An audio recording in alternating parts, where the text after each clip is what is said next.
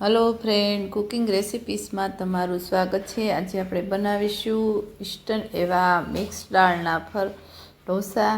તો અહીંયા મેં બધી મિક્સ દાળ લીધી છે। 2 ચમચી જેટલી ચણાની દાળ, 2 ચમચી જેટલી આપણે તુવેરની દાળ, 1 વાટકી મેં ચોખા લીધા છે, 3 ચમચી જેટલી અડદની દાળ લીધી છે, 2 ચમચી જેવી આપણે સળી દાળ લીધી છે મગની, તમે જોઈ શકો છો ફૂતરા વગરની। હવે આ બધી દાળને આપણે મિક્સ કરી અને 2 થી 3 પાણીથી ધોઈ અને 5 થી 6 કલાક સુધી આપણે એને પલાળી દઈશું। આ રીતે આપણે બધી મિક્સ દાળના ઢોસા બહુ સારા એવા બને છે। આ રીતે બધું મિક્સ આપણે દાળ કરી અને 2 થી 3 પાણીથી ધોઈ અને 3 થી 4 કલાક સુધી આપણે એને પલળવા દઈશું। હવે આપણી દાળ છે એ પલાળવા મૂકી દઈશું। હવે આપણે ત્યાં સુધી દાળ પલળે ત્યાં સુધી આપણે થોડીક વાર ચટણી બનાવી લઈશું ઢોસાની। તો મેં અહીંયા કાંદા લીધા છે, આદુ, મરચાં, મીઠી લીમડીના પાન, ડાળિયા, તમે બધું ચટણીમાં એડ કરી શકો છો। ડાળિયા લીધા છે 2 ચમચી જેવા, આદુ મરચાં, મીઠી લીમડીના પાન, 1.5 ઇંચ આદુનો ટુકડો, સૂકું નાળિયેર, લીલું નાળિયેર પણ તમે લઈ શકો છો। મેં અહીં થોડુંક સૂકું નાળિયેર એડ કર્યું છે। લીલું નાળિયેર નાખો તો વધારે ટેસ્ટ આવશે ચટણીમાં। અને 3 થી 4 ચમચી જેવું મેં પાણી એડ કર્યું છે અને આપણે એને મિક્સર જારમાં પીસી લઈશું। તો આપણી ચટણી એકદમ પીસાઈ ગઈ છે, આ રીતની હોવી જોઈએ, રેડી થઈ ગઈ છે। અને આ ઢોસા સાથે તમે આ ચટણી ખાશો એટલે બહુ સારો એવો ટેસ્ટ આવશે અને એકદમ મસ્ત ક્રિસ્પી લાગશે। તો હવે આપણો વઘાર પણ ચટણીમાં થઈ ગયો છે। હવે આપણે તપેલી ખોલીશું અને આપણા ચોખા અને દાળ બધા એકદમ પલળી ગયા છે, તમે હાથથી તોડો તો પણ તૂટી જાય છે। હવે એમાં મેં 3 મરચાં નાખ્યા છે, 3 જેટલા। હવે આપણે મિક્સર જારમાં આપણે ક્રશ કરી લઈશું।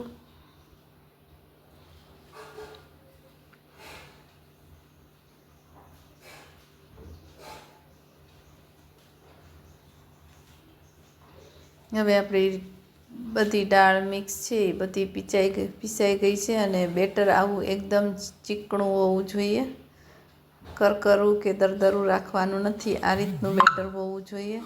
તમે જોઈ શકો છો એકદમ મસ્ત એવું બેટર પીસી અને તૈયાર થઈ ગયું છે। તો એક બાઉલમાં આપણે કાઢી લઈશું। તો આપણી દાળ બધી પીસાઈ ગઈ છે અને એક બાઉલમાં મેં કાઢી લીધું છે। તો એમાં સ્વાદ પ્રમાણે આપણે મીઠું એડ કરીશું અને થોડીક હિંગ 1/2 ચમચી જેવી આપણે એડ કરીશું અને બરાબર મિક્સ કરી લઈશું। કેમ કે બધી મિક્સ દાળ છે એટલે આપણે થોડીક હિંગ એડ કરીશું। હવે તમે જોઈ શકો છો આપણું બેટર આ રીતની કન્સિસ્ટન્સી હોવી જોઈએ બેટરની। હવે મેં એક સ્પેન લીધી છે, એમાં આપણે ઢોસા બનાવીશું। આપણી સ્પેન ગરમ થઈ ગઈ છે, તમે જોઈ શકો છો। અને ઢોસા પણ એકદમ જો આ રીતના બને છે।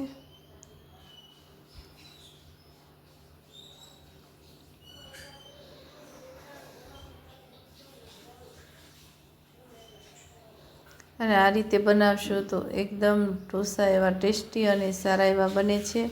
અને સાઈડમાં થોડુંક આપણે તેલ એડ કરું છું હું ચમચીની મદદથી।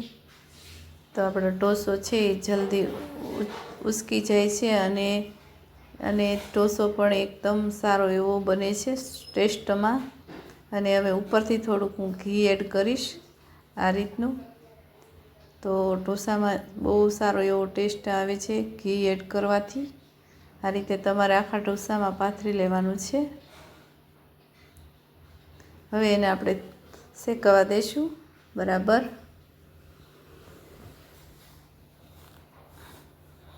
હવે આપણે સાઈડ ફેરવી લઈશું, જ્યાં સુધી શેકાય નહીં ત્યાં સુધી આપણે ઢોસાને આ રીતે શેકાવા દેવાનું છે। તમે જોઈ શકો છો આપણો ઢોસો એકદમ સરસ એવો બનીને રેડી થઈ ગયો છે।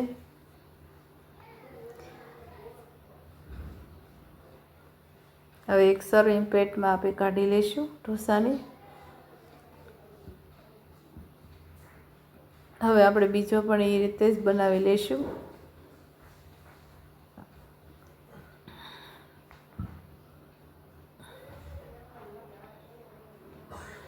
આ રીતે આપણે બેટર છે એ હળવા હાથે આપણે ફેરવવાનું છે, બહુ જલ્દી ઉતાવળમાં ફેરવવાનું નથી, નકર ઢોસો આપણો બરાબર બનતો નથી।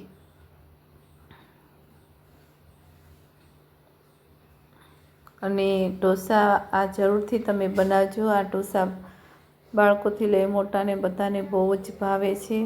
એકવાર જરૂરથી તમે ટ્રાય કરજો અમારી રેસીપીની।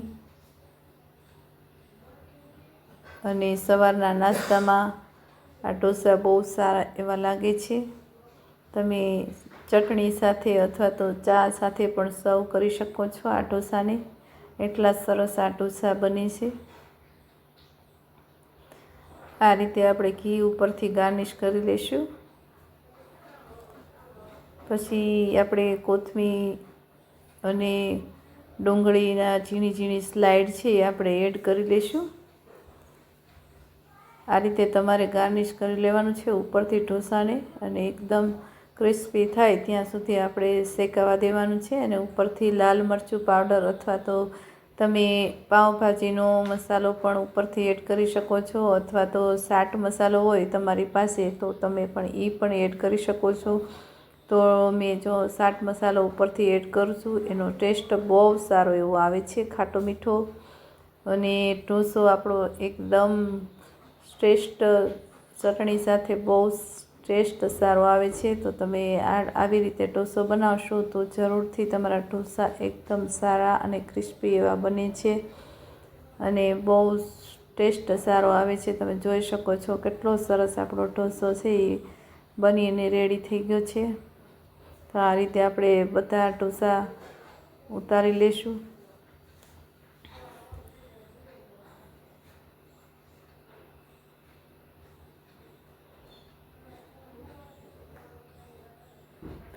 હવે આપણા ઢોસા અને ચટણી તૈયાર થઈ ગયા છે, રેડી। હવે પાછો આપણે એક ઢોસો બનાવી લઈશું।